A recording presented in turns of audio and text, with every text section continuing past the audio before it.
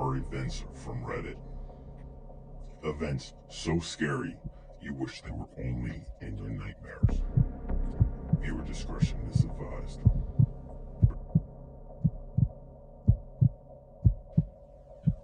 Why I'm terrified of the dentist.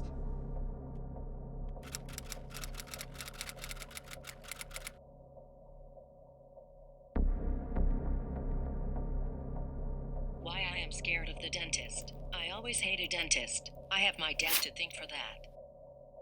My dad told me this story of a man in Germany who was their town's dentist. The town's dentist was known for having his patients disappear a couple days after they visited him. My dad grew up in Germany and also hated the dentist. This man was an old man with a hump in his back and he walked with a limp, but not like most limps. He walked extremely fast for someone with a bum leg.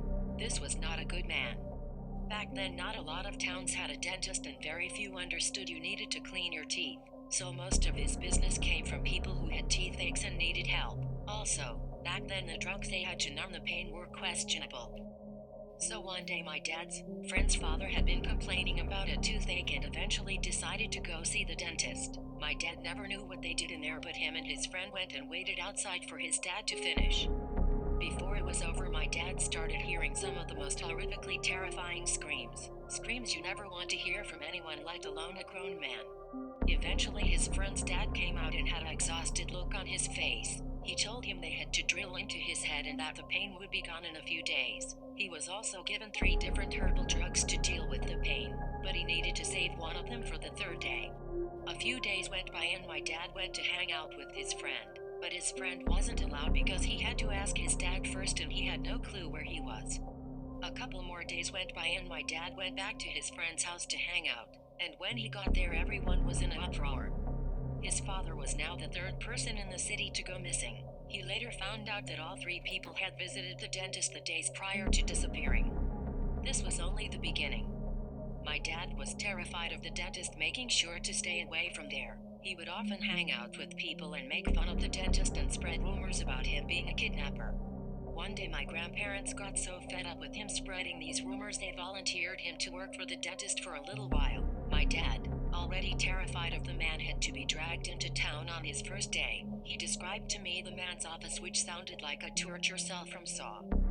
My dad walked into the office slow and hesitant. He said it was surprisingly dark and had the smell of rotting meats. As he walked in, the door slammed behind him, which, as he said, nearly shit his pants. As he went into the first room with his dad, the dentist stood up and forced a smile on his face. The man didn't look at my dad but also didn't break eye contact with my grandpa. The arrangement was simple. My dad would help him around the office and do whatever he needed. The arrangement was for 1 month, 3 days a week. My dad wouldn't last that long. My dad told me the first thing he noticed were these fake teeth examples the dentist used to show his clients what he would need to do. They horrified my dad. They looked so real and he couldn't believe the roots on your teeth went that far into your head. My grandpa shook the dentist's hand as we was headed out. My dad left to stand there terrified. The dentist escorted my grandpa out of the room, and when he came back my dad said his whole demeanor changed. He slumped over, grinned and furrowed his eyebrows, just to say, "You are all mine now. Let's begin by cleaning the floors." My dad didn't say much but went about doing it. The amount of screams that came from that place were horrifying. That day my dad went closer to look at the display of teeth the dentist had, and as he approached the dentist yelled, "What are you doing? Get away from there. Don't ever touch these. I need them to show our patients what procedure I'll need to do." At this point my dad couldn't help but notice there were 3 sets of teeth. Even though he thought to himself that it couldn't be the 3 people who were missing, he thought it was ironic.